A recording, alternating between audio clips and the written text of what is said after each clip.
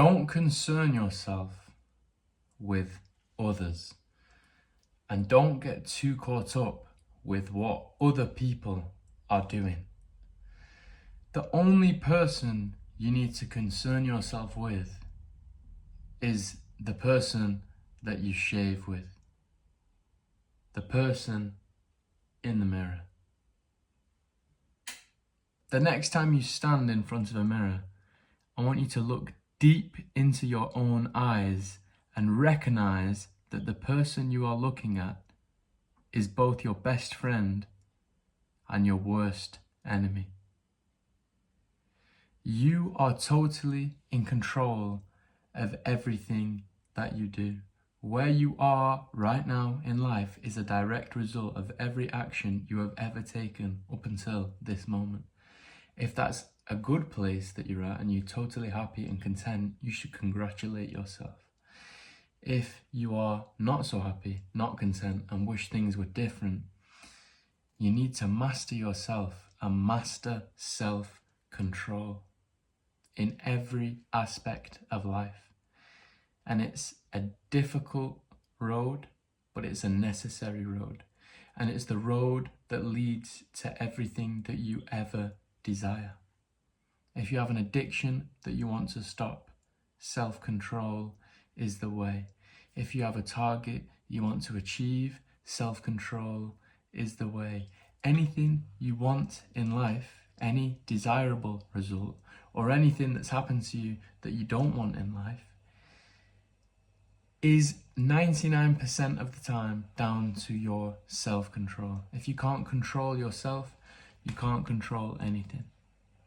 Yourself is the only thing that you can control in every regard. You can't control what happens to you. You can only control the way that you react to what happens to you. You can be an emotional person. An emotional person is a feather in the wind. An emotional person lacks self-control.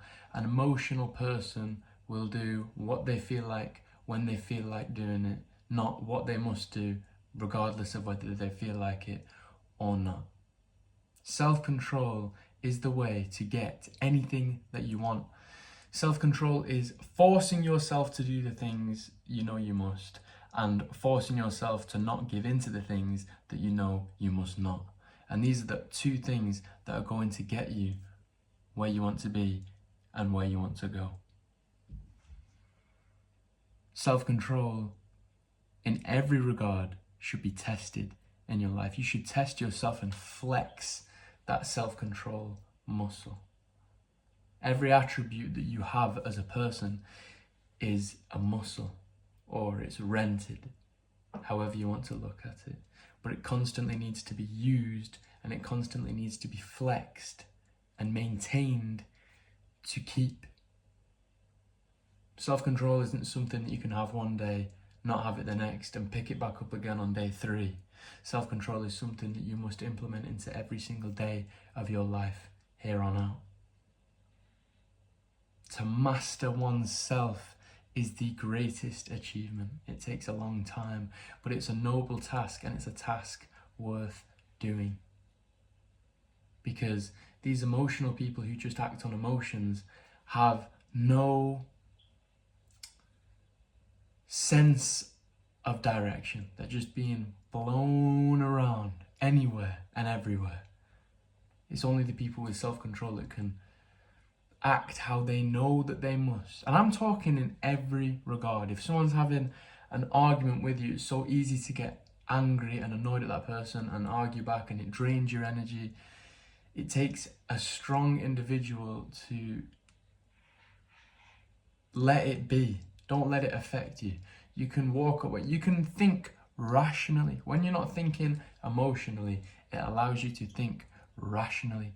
You want to make the best decision. You don't want to make the decision that was decided for you by your anger or your sadness or your happiness, giddishness, whatever it is. It can be a good emotion or a bad one that can make you do things that you are going to possibly regret, or things that aren't the most optimal. in future, anything that happens to you, just take an extra few seconds, an extra few minutes to really think about how you want to act next, to really think about what the best decision is to take, and then take that decision. This will get you far ahead of the crowd, because most people nowadays are weak when it comes to this habit. Most people nowadays are just acting purely off emotion. You can go out there now, I don't recommend this, but you can go out there now and just annoy someone. On the road, for example, you can cut someone and just look how angry and annoyed they get. You might have made a mistake or done something, and people just have this overwhelming anger inside of them, and they take it out on you because they're not happy with where they are in life. They don't have self-control. You know, I used to have a job at XPO. I was a truck driver doing class 2, and there was a man there named John. And this man had been within the company for over 30 years. When I first went into the office, he had a certificate on the wall that said whatever his role was, and 30 years certificate. Now, that, just a side note, that's not for me. I don't want to make fun of John here. John is doing what he wants to do best. That is his own decision, his own prerogative. He chose to do that. But just for me, the thought of a 30-year certificate for being in the same company for so long it makes me feel physically sick. I don't want to spend my life in going to the same place every single day, doing the same tasks every single day that are meaningless. I'm not going to say what his job was. He wasn't a driver as well, but it's just meaningless. It just felt, to me, that feels like a meaningless existence. But again, that's just a me thing. I don't disrespect people that are in that position. I'm just talking for me. I wouldn't personally choose to spend that amount of time in that career. You know, it's for him, that's noble, whatever. But for me, I'm just saying I can't be in one company for 30 years doing the same thing, repetition for 30 years, no progress, just, you know, flatlining for 30 years, no progress being made. Anyway, going off on a tangent, but this John, he was a very, very angry man. I don't know why he was so angry, and he took an instant dislike to me. I'm at this point in time, I was overly happy and jovial about everything. You know, one of those kind of guys. And I think that got on his nerves because he was the total opposite. He was the overly angry guy. So I remember he was coming out with me one day in the truck because he had to assess. He was a health and safety guy. He had to assess that I was doing my job properly, and he was going to be out in the truck with me all day. And I was driving for about 10 hours, and he was going to be with me the whole day. And from the very beginning of the day, it was just set from there. But at the time, I was extremely stoic in a way. Not as I am now, a different kind of stoicism. I hadn't quite mastered it yet, but I was getting into it. I was beginning. And on this day in question, John is particularly angry. It's about 6 o'clock in the morning. We get into the truck, and he puts his paperwork down just in the middle on the bench. And I had a coffee. And one of the rules there, I'm scrunching my eyes as if it's a stupid rule, but I mean, what happens next? It kind of makes sense. You're not allowed coffee. I had a black coffee in a travel mug. I didn't even know this was a rule. It's just health and safety, isn't it? But you're not allowed to take coffee into the vehicles. No one had ever told me this before. So I had this coffee, and he's like, from the get-go, he's like, you're not allowed coffee. You're not allowed coffee. You're not supposed to have coffee in the vehicles. He's getting really angry about it. I've just got this cup in my hand, and he's like, you're not allowed it. You're not allowed it. Get that coffee out. He said, I'll let you have it on this occasion, but just do not bring it into the truck again. So he kind of let me off. So I thought, okay, that's good. So I put the coffee down in the bench on the middle, and me and John are talking, but he's kind of angry. He's pointing, so you need to do this, and then we're going here, and then we're doing that. And I'm like, okay, right, okay. I move my elbow, coffee goes, and the lid wasn't on properly. It was kind of unscrewed, and he hadn't noticed. It was black coffee, no milk, no sugar, just black coffee. completely stained all of his paperwork. You couldn't read a damn thing on it. And I was looking at it. I was looking at the paper. He's looking at me. He's looking at me in my eyes. I'm looking down at the thing. He's not even noticed yet. And I go, John. I said, you're gonna be mad, my coffee. And he goes, yeah, don't worry about that. I know about the coffee. And I go, no, John, I don't think you understand. And then he looks where I'm looking, and he's, oh, fuck! Oh, well, gee, I told you about that fucking coffee. I told you about that coffee. He said, pour it out now, pour it out now. He's shouting at me, screaming at me. I thought he was going to hit me. He didn't hit me, but he was so angry he could have hit me. He wouldn't even have thought twice about it. He was getting so red in the face and angry. He was throwing the paperwork down. He's like, I've got to go and print more out now. And he's walking off. And the way I'm describing it now, I am not giving it any justice. This was an extreme episode of anger that I've never seen anything like it in my life. I'll explain it better another time when I've got a better ability to communicate and storytell, because right now I'm learning. But he was so angry, and he took his paper and he's poured it out now. So I opened the lid, I had to pour it out, and then he got out. But I was able to. You see, I kind of sound like a dick. I kind of sound like a dick explaining this story. About the coffee, that was all an accident, but I'm kind of... Oh no, I'm not a dick. I was going to say I was laughing about it. I wasn't laughing. I was just totally like... He was shouting at me, trying to get me to also be angry. He wants that state of vibration that he's in to be passed on to me. Self-control, this is the whole lesson, by the way, if you're thinking I'm going off in a tangent.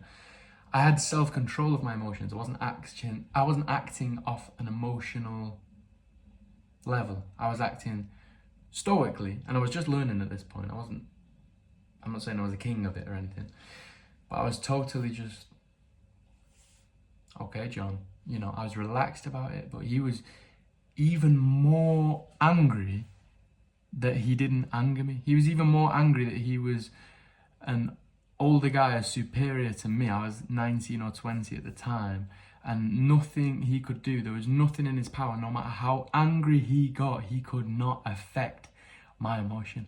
I don't care what names he would call me. I don't care what actions he was going to take. If he even looked like he was going to hit me, like, I'm not saying I wouldn't have defended myself. He wouldn't have hit me anyway.